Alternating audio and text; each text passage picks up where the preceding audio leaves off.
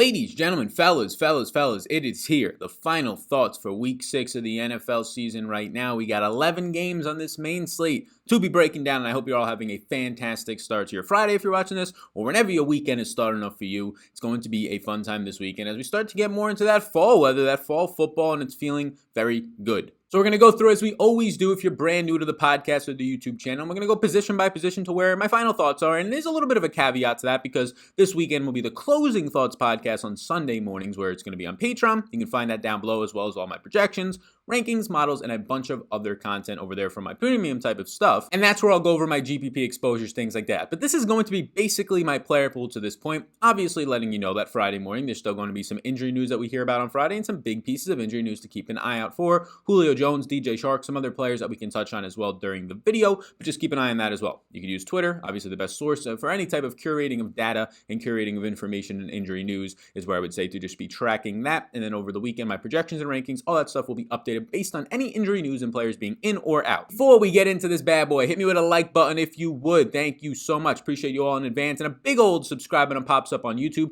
2 seconds of your time, bottom right-hand corner, if you appreciate this content. If you're brand new here and you find that you do appreciate your first time seeing this at some point during the video, and on the podcast version, if you take 2 seconds of your time and just hit subscribe or follow, depending on if you're listening on Spotify, iTunes, Stitcher, wherever it might be, I do appreciate that as well. Now, this video is sponsored by Jock Market, as they've been sponsoring all of the Final Thoughts videos and the Sunday live streams as well. Jock Market is where daily fantasy sports is just meeting a stock exchange. It's kind of the two are colliding right now. So if you already like stocks and you already like daily fantasy sports, since you're watching this video, this is a perfect thing for you. And if you don't really know much about stocks or you're not into it, this is the perfect way to get kind of introduced to it. And the whole goal is to buy low, buy as low as possible, but actually not get outbid. So there's sort of this eBay sense to it, right? You're betting on types of players and their stock prices. So you don't want to bid too low because then you won't get them. So you want to find that sweet spot of not too low, but also not too high, because you want to make sure that you actually get some return on investment on those players. So the whole goal, buy low on fantasy players and then actually sell high or just cash out high depending on how high they score. So it all comes down to projections, is where these players are ranked based on their fantasy points. The goal is to buy low and sell high. Their market opens on Sunday. And we're doing a promotion. We're doing a promotion with them. So you can head over to my Twitter. And if you don't have a Twitter, just takes 2 seconds to make a Twitter just to join into this promotion and also keep up to date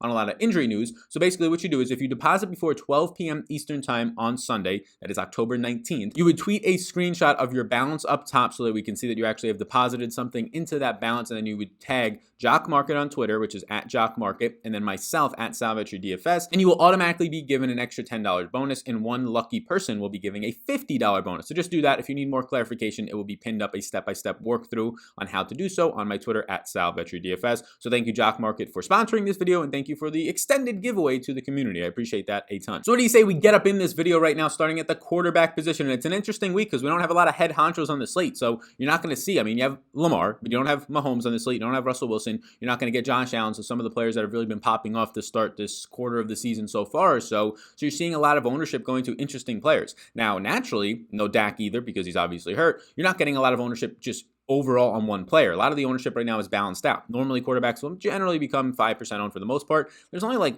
maybe 1, 2, 3, 4 guys that are going to be above that number this week. So we don't have to worry about too much chalk in terms of our stacks and in terms of our individual quarterback ownership. Now, relative to other players, yes, a 10% owned potentially Matt Stafford this week. If he's going to be the chalkiest player, and a Gardner Minshew being up there in ownership, if that's going to be the chalkiest game overall for quarterbacks, it'll obviously be more advantageous to go away from it compared to lower owned spots. But just relative to most weeks, instead of a quarterback being like Dak, almost 20% owned last week, I don't think you're really going to see one get that much over 10%, if any at all this week. So it's not that crazy of an ownership thing so far as what we're seeing. So to start it off, I do have interest in Cam Newton. It is a tough matchup as he's coming off the COVID list right now. Patriots are going to have a positive 23% though pass blocking advantage, as their offensive line has been good this week. And they are second so far in pass blocking just overall in the NFL this season. Denver right now, defense ranks 17th in overall pass rush and 9th in coverage this year. So it's a tough matchup, and it becomes even tougher to try and stack Cam. Now I look at him more so as a cash play as a yes, and in that category of just a couple quarterbacks that I would choose from. A couple of lower end guys are in play for me, but then also Cam Newton at 6,500, mainly due to the rushing upside. You obviously have stacking options here, but they're very few and far in between. You have Julian Edelman and N'Keal Harry, and honestly, I don't feel that comfortable about either of those players. So running Cam Newton as a naked option in tournaments does make some sense, but I'm always looking to optimize the correlation in stacks. So he's more so of a cash yes for me, but I do think he's at least still in a player pool. I'll be interested to see how much I do get of him against this very good Denver secondary. But so far, Cam Newton, he's top 8 right now in fantasy points per game. His deep ball percentage is second in the NFL. He's averaging almost 50 rushing yards per game, which is second in the NFL, and he has 12 red zone carries, which for all quarterbacks is by far number one in the NFL. So Cam is definitely on my docket as a yes. Next up is Gardner Minshew. So both sides of this game, Jacksonville and Detroit, probably going to be one of the more chalky games of the week when you just look at wide receiver ownership. Not so much the running backs. There's not much here in terms of running backs. James Robinson, sure, but not much in this Detroit backfield to touch on. Really just a stacking options with the quarterbacks and the wide receivers relative to some of the other games on the slate. It makes sense when you have right now a 55 overall game total for this one. Matt Stafford comes in with a 29 overall team total, and Gardner Minshew on the opposite side, slight underdog here is a 25.5 total. That's what we like to look for and target in these spots. I think these guys will both be two of maybe the three highest owned quarterbacks this week, but I also think that that's fine because it's not overwhelming ownership. Now, Gardner Minshew will have a slight positive advantage against this Detroit pass rush that ranks 27th right now overall in pass rush. Just the offensive line of Jacksonville isn't that great, so it's only like a positive 10% according to Pro Football Focus. Now, he's top 5 in the NFL with 39 attempts per game. Being an underdog in this one, we can expect a little bit more attempts again, which is nice to see. Not throwing a lot downfield, but 7.3 yards per reception is right around the NFL average. And you're also getting in around almost 2 fantasy points per game on the ground, with over 17 rushing yards per game right now. Now, Detroit ranks in the bottom 5 in coverage so far this season, so this does add up as a very nice matchup for Gardner Minshew. Track DJ Sark status. Laviska Shenault looked very good to me as well. Those would be my main 2 stacking options with Gardner Minshew if you were to stack that Jacksonville side of it. Now, if you wanted to stack the Stafford side of it, it's very easy to do that as well. I mean, you have a lot of options. Kenny Golladay being the number 1 option. Marvin Jones, an aging wide receiver, does not look good this year. Danny Amendola not getting a lot of volume. Same thing for TJ Hawkinson, but those are all your secondary type of options if you wanted to do a full-on game stack. Now, Matthew Stafford in this one does project out very nicely for me. He's a top 5 overall quarterback play on the slate when I factor in point per dollar upside. And when I put more of a weight overall on his projection, he starts to become like a top 2 option for me this week. So that's why you're exactly seeing him with more ownership, because a lot of people are identifying that. He's going to have a massive pass blocking advantage this week as Jacksonville ranks just 28th in pass rush, and you have a current Jacksonville secondary that ranks bottom third of the league, 22nd overall. Now, Stafford's averaging 34 attempts per game. He's just number 26 in deep attempts, though, so the big play upside kind of scary there, and number 21 in air yards. So he's not targeting much downfield, but keep in mind the first 3 weeks of the season, or the first 2 weeks of the season for Stafford, did not have Kenny Golladay, had some banged up players like Hawkinson out there, so a little bit harder to target downfield. So those are currently my 3 yeses, and I have a lot of maybes, and this can all change. Like my ownership, I'm not sure if it's going to be as, I would say, just condensed as it has been the past couple of weeks with like really Dak Prescott taking up a lot of that ownership. This week it might be more spread out. Matt Ryan, we have to keep a track on right now what's happening. Both sides of this game I like, but what's happening with Julio Jones, either way, even if he's healthy or quote-unquote healthy for this game, I'm not sure I really trust it. A hamstring injury for him, especially after just retweaking it like a week and a half ago, it's probably going to take closer to a month to fully heal, if not more. But Matt Ryan's going to have a positive pass blocking advantage of 23% this week, as he currently has the overall 23rd ranked pass blocking unit, but he's getting a secondary right now and really a pass rush in Minnesota. And now they're currently 24th in overall pressure rates, and they're 30th in pass rush on the season, just getting to the quarterback as a general grading from Pro Football Focus. Their secondary has been improved since week 1, but it's still bottom of third of the league. And it's really a very similar spot to Gardner Minshew in terms of how much both these quarterbacks are throwing, being slight underdogs with similar and exact team totals right now. Matt Ryan right now is number 1 in air yards. You still have Calvin Ridley, still have Hayden Hurst, you still have Russell Gage. I know that last week we had Olamide just messing up everybody, but he still ran a ton of routes, so even if Julio's out, I'm fine to go back to there. I don't think it's going to be that highly owned. I think Atlanta and Minnesota is kind of the game stack to pivot to. That's not picking up anywhere near as much ownership, like half the ownership on the quarterbacks, which likely means half the ownership on everybody else, wide receiver stacks, things like that. So this Atlanta-Minnesota game is appealing to me to pivot to off of what is likely going to be a chalky, but rightfully so, Detroit and Jacksonville game. And I like the opposite side of it with Kirk Cousins. Nobody's going to want to play Kirk Cousins, but he does have a 29 implied team total. He's without his number 1 RB, which, yes, I think Madison's going to fill in and be very fine. I want to play a lot of Madison this week. But whether you're doing run back options with some of the Minnesota receivers, or you want to play Kirk Cousins and you want to pair him up with Adam Thielen, maybe an Irv Smith and just punt the tight end position, Justin Jefferson, those would probably be like the only guys I put in my groups. I would maybe put Olabisi Johnson in there, but I probably get 0% of him. I think that's a very interesting way to get different this week, going with that type of a stack and running it back with a Ridley, maybe an Olmadid, since nobody even wanted to play him, or everybody wanted to play him last week. Nobody's going to want to play him this week. I hate Hurst. There's very cheap stacking options on both sides of this one that can make you unique automatically, and not a lot of people are going here anyways, even though it also has a similar total and team total for each team to that Jacksonville and Detroit game. So I think that's an interesting spot to be targeting. Deshaun Watson against Houston. So Watson's going to be probably somebody that I just lose a little bit here. I think that he has the clear stacking options and a good amount of them, right? Darren Fells, if there's not going to be Akins yet again. You still have Cobb, you still have Fuller, and you still have Brandon Cooks. So I'm going to be interested to see how much I get of him at the $7,000 price tag, because right now the pass blocking advantage is going to be there. Tennessee ranks 25th in pass rush and 16th in coverage. So not the worst matchup by any means right now, and you're still getting a decent season out of a guy in Deshaun Watson. He's still averaging nice yards per attempt at 8.9 yards per attempt, which is number 2 in the NFL at this point. Keep an eye on Laramie Tunsil, his offensive lineman, who's currently questionable with a shoulder injury, but you're getting a lot of points, close to 20 fantasy points per game out of Deshaun Watson. If he's going to go a little bit lower owned than he should, I don't think that he will. I think he'll be kind of in that bucket of Gardner Minshew, Cam Newton range, but if he's going to be in that range, I feel a little bit more comfortable stacking Deshaun Watson, than I do with the Gardner Minshews and the Cam Newtons with their passing options. So I think I'm still going to get a decent amount of. We'll just see with the price points of all that team coming up, including Watson, how much I actually can get of him. Some lesser interest, value type plays. Daniel Jones against Washington, I haven't projected as my number one value play. That does not mean my best play in the slate. It just means that he's cheap and he's projected for a decent amount of fantasy points, so he does look decent. Aaron Rodgers is going to become more appealing as the week goes on, and he has already for me. The issue is just the price points, right? He's $7,500 now. Devontae Adams is $8,000, and that's a clear stacking option, so it's really hard to stack him up. And if I'm not stacking a quarterback who's not a Lamar Jackson type of mobility on the ground or Cam Newton, I'm probably not going to get there. Valdez Scantling has a really tough matchup. I think Tonyan's role decreases at least to a certain extent, especially in the red zone and touchdown area with Devontae Adams coming back. So it's just really hard to stack this team. Now, they're going to be virtually unowned, Aaron Rodgers. I think he'll probably be like 2% owned. So there's a lot of upside there if he can have like a 5-touchdown game. But if he doesn't have like a 4 or 5 touchdown game, a huge game, Adams paying off that $8,000 tag, it's really hard to see it happening. Tampa Bay secondary has been good, so I'm probably going to avoid that. Then Joe Burrow throws a lot per game. He's like right now very close to being out for me. India has been very good in terms of pass rush and secondary, a top 3 secondary and top 5 overall defense on the season so far. Now, they got torched to an extent last week in Cleveland. Cleveland just been good overall on the ground every single week, and both of their offensive and defensive lines have been fantastic this year, so it could just be that Cleveland is the real deal. Burrow right now is going to have a crazy negative pass blocking advantage. Indy's pass rush is not that great, but just as Burrow offensive line is nowhere near good. He's number 2 in attempts per game this year, number 8 in deep balls, throwing a lot of air yards. There's always upside for this $5,400 price tag, but I don't know how much I actually get there due to the fact that I don't feel comfortable fully stacking this team. That being said, let's move over to the running back position now, and the running back position is going to be a lot more condensed than it usually is for me, and it seems like there's going to be a lot, if you just look at my screen right now, a lot of running backs that I'm going to be getting to, because there's a lot of guys who just kind of grade out as similar plays this week. Now, there's a couple of standout plays that we can talk about, and we're going to talk about, but a lot of guys, like I was mentioning, just grade out is very, very similar plays in terms of where their price tags are, because there's a lot of guys kind of grouped into that high to 6 mid-K range, basically touching 7K in some spots. And we could start it off for Derrick Henry, who's going to have a positive run blocking advantage against an average Houston right now run defense. They rank right around middle of the pack, 15th currently. Now, he's averaging 25 carries per game, 25.2 to be exact. That's number 1 in the NFL. His success rate, his evaded tackles, everything is right now clicking for him except his yards per carry, but he's just getting so much volume that it just almost doesn't matter at this point. He currently has 29 red zone touches, which leads all running backs to this point, and he's averaging about 18 fantasy points per game.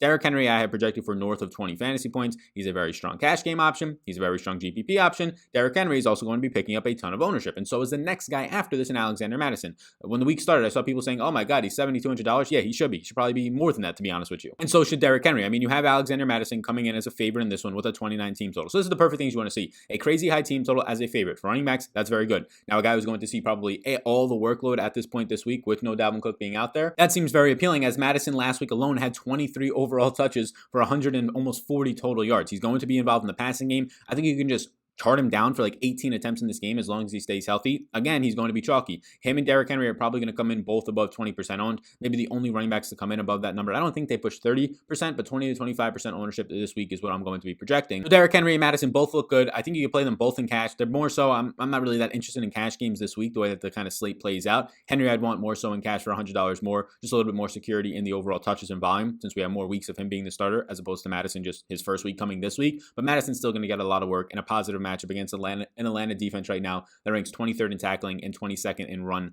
defense. Next up in my yeses, the price point has come up, but Mike Davis is still going to be appealing in my opinion. Look, his ownership is now going to drop for the first time. It's going to be like closer to 15% than 25% where it has been for a while. You don't have Christian McCaffrey coming back from his ankle injury just yet. It's a positive pass blocking and run blocking advantage right now for this team in Carolina, but now he gets a very good defense where he really hasn't seen this defense, especially since he's been the starter. Now, we got Tampa Bay back in the day and he had a good amount of targets from them, so I think he's going to be game flow independent. Number 6 tackling unit, top 5 overall defense, and 11th in run defense is this Bears team. But you're getting 33 targets for a guy who didn't even play really in week 1 before Christian McCaffrey ended up getting hurt. That's second in the league. A ton of red zone touches, 30 receptions is number 2. The route participation is top 5 in the league. He's the 3rd highest graded PFF running back right now. And last week he went berserk with 25 touches, 9 of which were receptions, and he ended up scoring another touchdown. So Mike Davis is still in play for me. He's still a pretty strong yes, because look, they're still implied for 24 implied points. He's still a favorite. So even if he sees 12, 14 carries on the ground, but he picks up 5, 6 targets and brings in most of those, as his catch rate right now is in the high 90s, then yes, I'm going to have interest in Mike Davis. Kareem Hunt is somebody who I think is going to be a nice pivot play.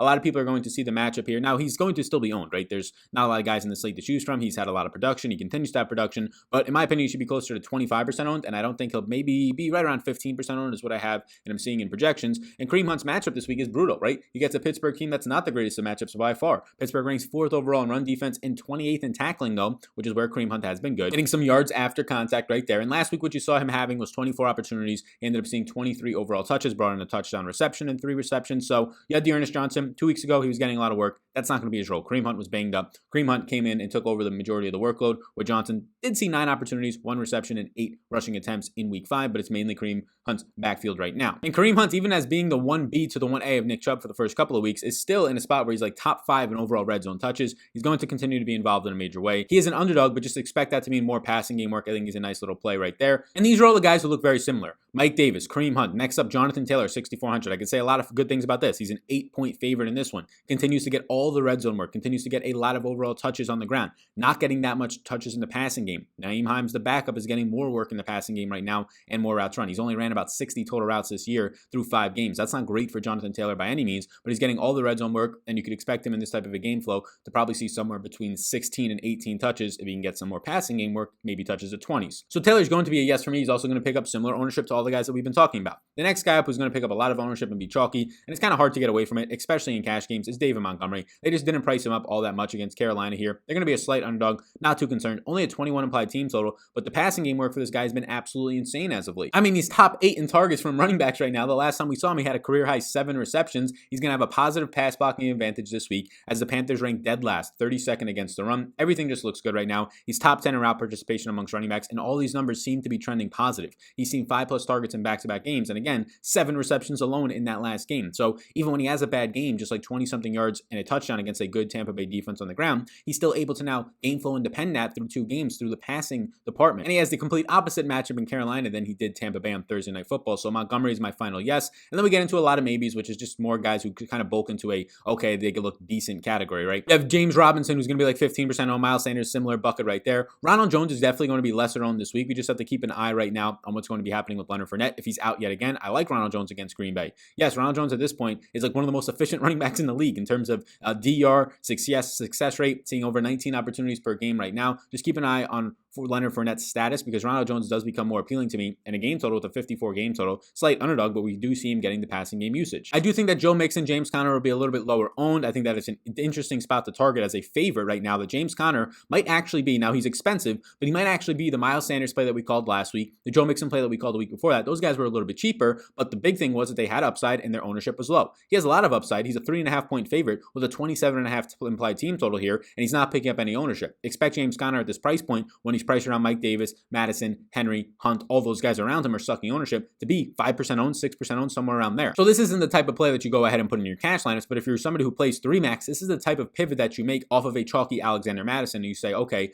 I hope Madison only scores 14 points and doesn't get a second touchdown or something this week, and Conner goes off for the 25-point week. So that's the exact type of pivot that I'm looking to make in my higher stakes and really just overall 3 entry tournaments. A couple other guys to finish it out. Aaron Jones does look interesting to me. He's in that similar bucket right now to James Conner. He's just a little bit more expensive, but Aaron Jones is not going to be picking up any ownership at all this week because of how expensive he is. But Vita Vite is out for Tampa Bay. That is literally basically 2 defensive linemen being out for Tampa Bay this week. Aaron Jones, I think, is going to probably be below 5% owned. He's going to be the highest price running back with not the highest projection, like 17 implied fantasy points, so that's the issue, but he's still going to be like 1 or 2% owned. He's involved in the passing game. Sure, Devontae Adams is coming back, but this is a nice leverage play. I think I'd rather go to James Conner here, but this is another player that's going to be on a team right now that's implied for 28.5 points, and he's a favorite. It opened at 2.5. Now they're down to a 1-point favorite. So these players right now, the biggest leverage pieces at running back, in my opinion, are going to be Aaron Jones and right now James Conner, and I think they look very, very appealing. Ronald Jones will start to creep into that category if Leonard Fournette is ruled out. A couple other guys to just touch on, cheaper options, maybe a little bit cheaper: Myles Gaskin, David Johnson, and Antonio Gibson. Of those 3 players, I think I would go to Myles Gaskin the most just based on usage, Antonio Gibson for upside, and then David Johnson is just going to keep getting like 15 touches and probably just scoring you 10 fantasy points a week right now, so not the greatest. We now head over to the wide receiver position. I would like to ask you one time for me, and also if I didn't scroll through the running backs here and you didn't see all of them, that's just the last couple of them right there. It's just the ones that we just talked about at the end.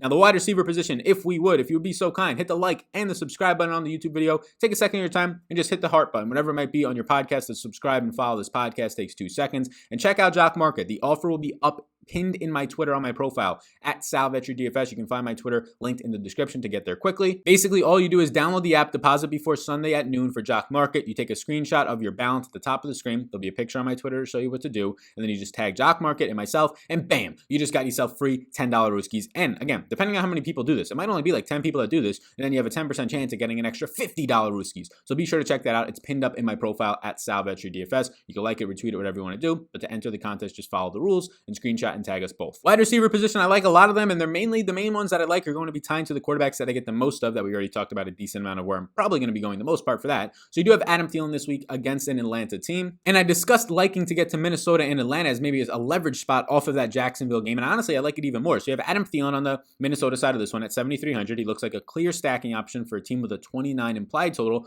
for Kirk Cousins. He'll have a matchup against AJ Terrell, who's coming off of the COVID list now, and he looks like a fantastic matchup for Adam Thielen. Like, Thielen is going to have a great spot here. Positive 49 advantage according to Pro Football Focus. Thielen is number one in target share right now at 33%, and he's number one in red zone target share at 58%. It's just absolutely insane. He's top 5 in deep targets. He's getting usage everywhere, not just the red zone, but downfield. He's the highest graded overall PFF receiver right now, and last week alone, he had 9 catches for 80 yards and 2 touchdowns on 13 targets, a 34% target share. So Adam Thielen has been fantastic. Now he gets a fantastic matchup, and he's likely not going to be all that owned relative to if you're talking about stacking him. Now, like as a solo option, he'll pick up ownership, but if you're talking about putting him in stacks where we know Kirk Cousins is going to be lower owned, that's where you start to get unique with him. I would assume that Adam Thielen, if he's not the highest owned receiver, will be one of like the 3 or 4 highest owned receivers. But again, when his quarterback is not that owned, that's the way to get unique with your lineups, is by playing him with his quarterback and just getting correlation and more upside there. Devontae Parker is somebody else I have interest in. He's just been an absolute monster right now. Now he's going to pick up probably around average ownership. I would assume somewhere around 10% ownership for Devontae Parker. And right now what I'm getting for Devontae Parker is a nice matchup against Pierre Desire, the former Colt, who has not been that good.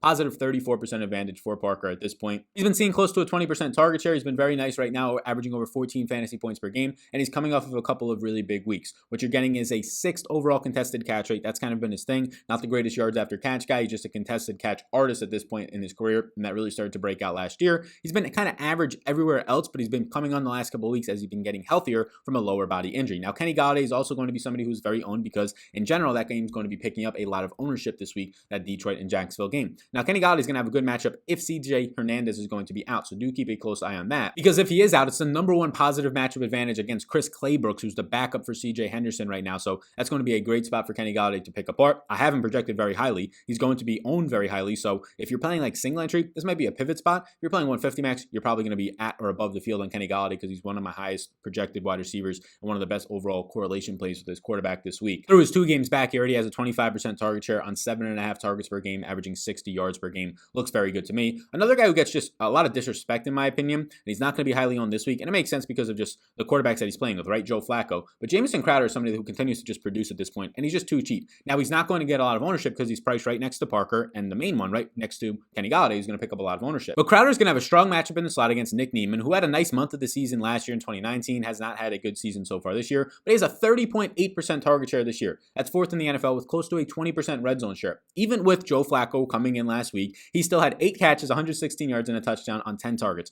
over a 32% target share. It doesn't matter. He's literally quarterback independent. Jamison Crowder, put more respect on this man's name. The fact that Kenny Golladay is in his price range is going to make Jamison Crowder at a fair price point of 6,100 for a guy who's literally seeing like 10 targets a game when he's healthy. He's just not going to be owned this week, and that's not appropriate in my opinion. I like Jamison Crowder a good deal. I think he's in cash consideration, and I think he's definitely a GPP consideration. Probably as a one-off option. Definitely not stacking up these Jets. AJ Brown is the next one up, and he's going to be, as of right now, a peek behind the curtain on my projections. Again, all my projections and rankings you can find linked down below. If I sort this by just overall value for right now wide receivers, AJ Brown comes in as my number 2 overall play. If I factor in also projection, he'll come in as my number 1 overall play. Now that makes him a decent cash option. He's just not priced up. They, again, released these salaries before he kind of had a very nice game, right? Ends up having a touchdown, 80 yards, 7 catches on Tuesday Night Football. So AJ Brown's just underpriced. It's as simple as that. AJ Brown will also see a very positive matchup this week against Houston, who has nobody out there. He'll probably see some Bradley Roby, positive 23% advantage. Returned from injury last week with a 32% target share and had that touchdown. So Brown looks strong. Jeff Smith I had as a yes because he's my top value, but he's obviously my top value because he's still just $3,000.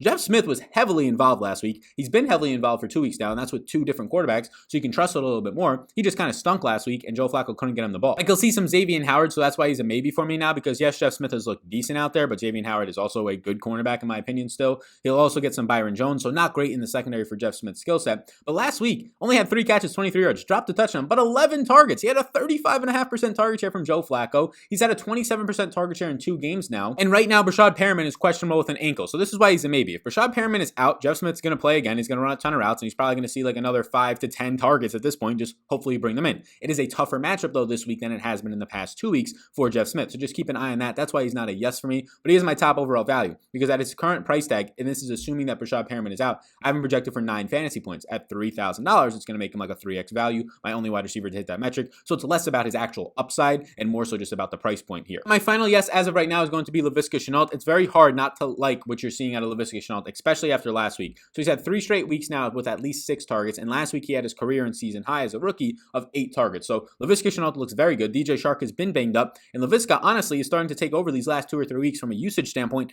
as the number 1 wide receiver. Yes, you're still getting the touchdowns from Shark, but overall volume, routes run, how they're kind of baking him into this offense, running specific plays for him, looks very good for Laviska. This would be my main stacking option in my Jacksonville stacks, and then obviously you have Shark there, but he's a very strong run back option in your Detroit stacks, and just a very good one-off as well. Just 5,200 right now for a guy who's getting increased usage each and every week. He's playing 17% of his snaps out of the slot right now. He has a 15% target share with 5.6 targets per game on the season, but again, 3 straight weeks with at least 6, and he had 8 targets last week. He's been very good at this point. I like it a lot. The matchup against Desmond Trufant, Pro Football Focus has it as a positive 31% matchup, who Desmond Trufant is allowing 78% catch rate and a 1.76 yards per coverage route. This is a very strong spot for Laviska Shenault. And then there's a very long list of maybes for me that will be in my exposures. Maybe I'll get more of them than I'm expecting, and we can talk about that on the Sunday live stream. Or if you're a patron, Sunday morning podcast, I go over exactly where my exposures are, my stacks, all that stuff, pretty much a full peek behind the curtain. Link down below to sign up for Patreon. You can check it out. You get also my projections, rankings, 20 plus pages of game by game notes. Well, actually this week it's 18 pages. We condensed it and just formatted it differently to kind of not take up as much space, but still right around that same amount of word volume on there. 18 pages of game by game notes, a bunch of data that's going to help you out a ton, showdown information, all linked down below on my Patreon,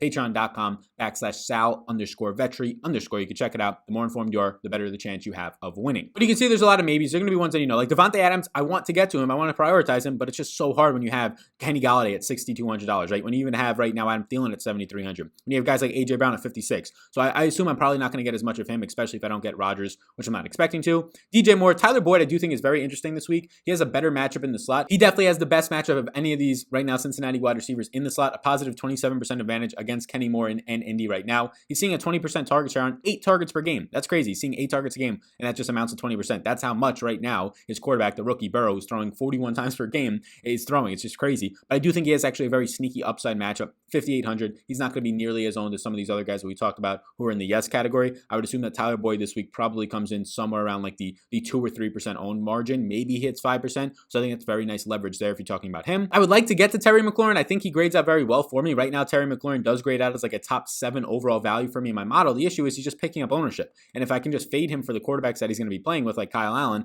I might as well just kind of do that. I don't want to play him in cash, and there's just better options around him. Like Tyler Boyd, we just said, is a leverage play, a third or a fourth of the ownership this week with what I would consider a better quarterback than Burrow. I'd rather just go there. So from a game theory standpoint, it's really hard to want to get to Terry McLaurin. You could obviously tell me he's going to go for 100 in a touchdown. Well, then yeah, obviously it's easy to get to him. But if you're just talking about the situation right now and the ownership, want to get away from it. He'll also see some James Bradbury, not the greatest of matchups. Deontay Johnson plays. He's going to be way too low owned. So keep a close eye on Deontay Johnson's status. He's going to probably only be like 5 or 6% owned. He's burned people the last 2 times he's actually played. So anybody who had the courage to go back to him after they got burnt the first time, then he gets injured and leaves again. So, but right now he grades out as right now my number 3 overall value if he indeed plays. A peek behind the curtain, I currently have him projected for 14 fantasy points at just a very measly price tag of $4,900 against Cleveland. I think this is a very strong spot. You're going to get no ownership on him. It is a risky spot. I do completely agree with that based on what his injury has been, but just track the status right now. He's questionable with a back injury for week 6. And then you can see some other options down here. Calvin Ridley is not going to be anywhere near as high owned as he should be. He's just dominated 2 times when Julio Jones has not been out there, and I think he should be higher owned than probably the 10 or 12% he's going to be at.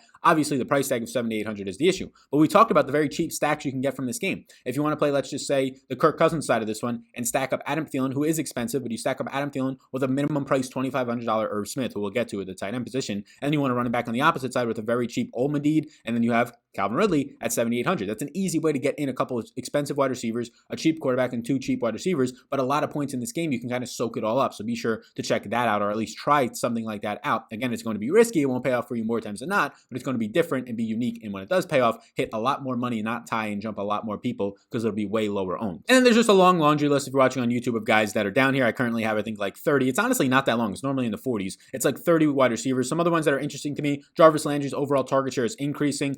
T. Higgins has been very good this year. I mean, T. Higgins is very appealing to me for a couple of reasons. Let me go to my notes right now on T. Higgins. Again, all the notes are on Patreon, link down below right now. He's going to have a fine matchup against Rocky Sin, who's just been up and down so far this season. He's seen 75+% snaps in 2 of the last 3 weeks for T. Higgins, but he's seen 7 or more targets in 3 straight games. I think it's a sneaky spot here for him. If you were to stack this game, I would go Tyler Boyd. If you wanted to play Joe Burrow and stack it, I would go Tyler Boyd and T. Higgins there, and then run it back with either a Jonathan Taylor, a cheap tight end, than Trey Burton if you wanted to, or a Jack Doyle. They're getting similar usage. We could talk about that in a second, or even a T.Y. Hilton if you want to try and jump on some of the lower owned, maybe still upside left in the old man in T.Y. Hilton, but that's an interesting spot to me. Justin Jefferson's another nice spot at $6,000 flat, especially if we expect him to kind of be this elite wide receiver that he's been showing when he's out there, and now he has a strong matchup. So another option here, right? You don't even have to play Adam Thielen. If you want to get more money to put towards your running backs or more money to put towards maybe your tight end, you play the stack with maybe an Irv Smith and a Justin Jefferson. Maybe this is the game that Adam Thielen doesn't go off, or maybe you even go Thielen and Jefferson and then run it back with a Calvin Ridley or a cheaper Olmedid, Hayden Hurst, whatever it might be. I think that's another option to go. I don't think Justin Jefferson will be anywhere near as highly owned as he should be now that the price tag is at $6K. I think it'll keep him definitely in the single digits in ownership. Will Fuller, Julio Jones, if you're listening on the podcast and I don't say a specific name and you're like, how does he have interest in them? They're probably on my interest list, just not as much of an interest from a stacking perspective, whatever it might be. Like Allen Robinson, Marquez Valdes Scantling, not going to be a major interest for me this week, but all the Houston guys are on my list right now. Cobb, Brandon Cooks, Will Fuller right now. They're all on my list or maybes. I'll probably get to some of them. They'll be stacking options for me. We'll see how much though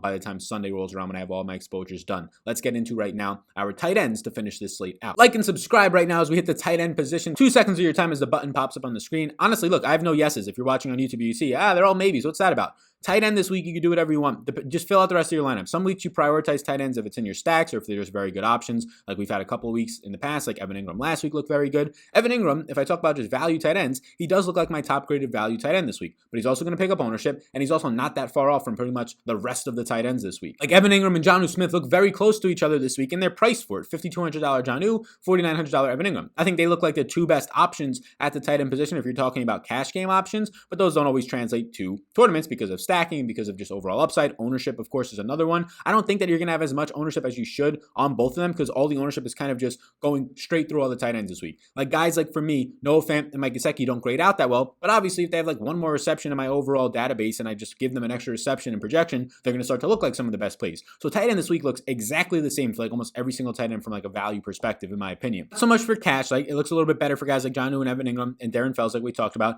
but it looks in terms of like GPPs, a lot of guys look the same. Austin Hooper, Eric Ebron at their cheap price tags look the same. Hayden Hurst at his routes run. Darren Fells has an increased role with no Aikens still due to, I believe, a concussion. All these guys look very much the same. When that happens, I'm more tempted to kind of punt the position. You have Irv Smith at $2,500 towards the bottom of the screen. I think Irv Smith looks very appealing this week from a punt standpoint. I do think, though, he's going to pick up ownership. It won't be a lot. It might be like 5% ownership, but what you saw last week was 5 targets. That's good to see. He's seeing right now 4 deep targets on the season. It's tied for first for tight ends, so there's some big play upside there. And as of right now, he's averaging 9.6 average yards per target, which is 7th in the NFL for tight ends. So he's being targeted downfield. I don't know if we'll get 5 targets again, but all we really need here is like 2 receptions for 20 yards from Irv Smith. 4 fantasy points stinks, but it's at the bottom price, so it allows you to unlock those higher end wide receivers who have a lot of upside, those higher end running backs. We've seen it happen in the past a couple of times. Adam Trautman just 2 weeks ago did it, 0 points, and people were running milli makers with that. I'm tempted to punt tight end. Now there's some other punt options that aren't the minimum. Trey Burton has seen 5 and 6 targets in his first 2 games back, but keep this in mind. He's being targeted by Rivers, but he's running the exact same amount of routes as Jack Doyle. So right now he's just being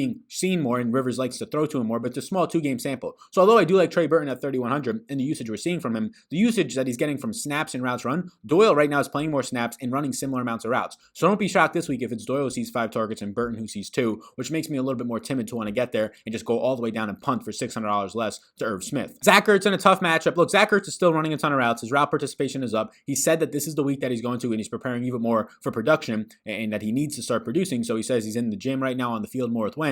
The issue is he faces Baltimore in a brutal spot. Zach Ertz is going to be highly owned, but highly owned relative to the other tight ends. Maybe it's 10% ownership. I don't expect any of these tight ends to be 15 or 20% owned as of right now. So Zach Ertz is appealing to me, but for 5K, I'd rather go to Evan Ingram. I'd rather go all the way down to Darren Fells in the 3K range or Austin Hooper. I'd rather go to Jonnu Smith, and I would have more interest if he wasn't going to be as highly owned. But he is very cheap. He's still getting all the usage in the world. He's still seeing a lot of overall targets. Just a 20 implied team total low. I'm not that thrilled to go to Zach Ertz when he's actually picking up ownership relative to other tight ends. If you're listening on the podcast, some of my other interests, are going to be, we pretty much labeled them all, but Logan Thomas, I'll still just say his name, although he's been brutal, not bringing in receptions, does not have anywhere near a good quarterback, does not have a good team total. Mark Andrews does have a good team total, but it's just the volume, right? I have Mark Andrews only projected for like 14 fantasy points. If he doesn't score a touchdown, which he seems to do like every week, but if he doesn't score a touchdown, he's basically a bust based on like his 5 targets per game right now, which is not that great. That's where I'm at. That is the week 6. That is like 35 minutes of information for you, position by position. If you want even more, and there's a lot more right now on Patreon, you have just 20 pages of game-by-game notes, projections, rankings, closing thoughts podcast about my GPP exposure to my overall favorite plays, projections and ranks for cash and GPP. A lot more stuff than that. Link down below. Check it out. Patreon.com. Patreon.com/Sal_Vetri_. You can check it all out. Be sure to like and subscribe before you go and support the sponsor of the show, Jock Market. Download the app today. And also, if you want to get an extra free $10 and maybe a very good chance at 50 free bonus cash on Jock Market, where the daily fantasy sports meets the stock exchange, buy low, sell high, win all the dollar rooskies, go over to my Twitter and enter into that contest. Takes 2 seconds of your time. All you got to do is screenshot your balance on Jock Market and tag Jock Market and Sal Vetri DFS over on Twitter. There'll be an example pinned up on my Twitter by the time that you're seeing this if you want to get entered into it. Just for free $10, it'll probably take you like a minute of your time. Pretty damn good return on investment. So be sure to check all that out. Link down below. Thank you so much for tuning in. We'll have that one dude video out on Saturday. We'll have the player props video out later today, depending on when you're watching this on Friday. And we'll be live on Sunday morning on YouTube here. So thank you for tuning in, and I'll see you all in the next one.